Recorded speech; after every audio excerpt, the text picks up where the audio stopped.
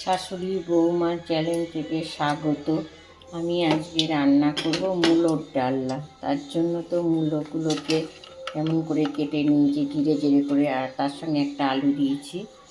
আর মূলো না ভাপাবো না, এখন শীতের কোনো না ভাপালে হয়, একটু ধুয়ে নিয়েছি ভালো। আর জিরে, শুকনো লঙ্কা আর তেজপাতা ফোড়ন দেবো।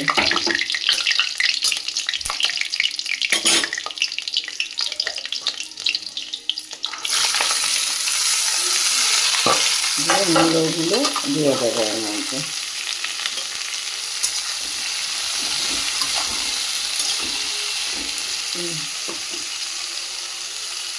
আর অল্প একটু নুন দেবো, পরে আর একটু নুন দেবো, আর একটু হলুদ দেবো।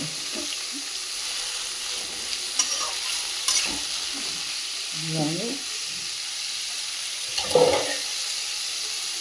চাপাটা দিয়ে দেবো, কিছুক্ষণ পর আবার আসবো। এবার চাপাটা খুলবো,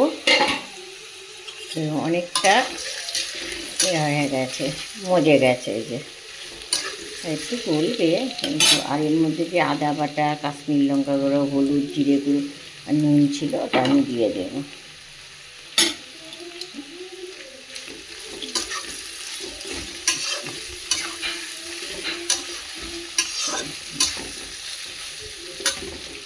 এটাকে একটু কষাবো।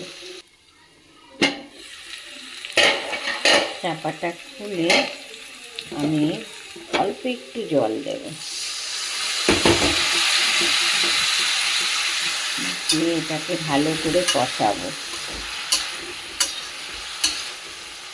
যাতে আদা জিরের গন্ধটা কেটে যায়।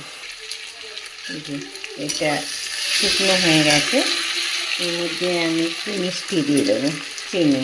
এবার আপনারা যে যেমন মিষ্টি খাবেন তেমন দেবেন।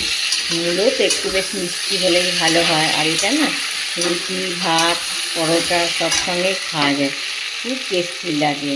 আর এই মূলোর ডালনাটা আমার মা রান্না করতে এত সুন্দর লাগে।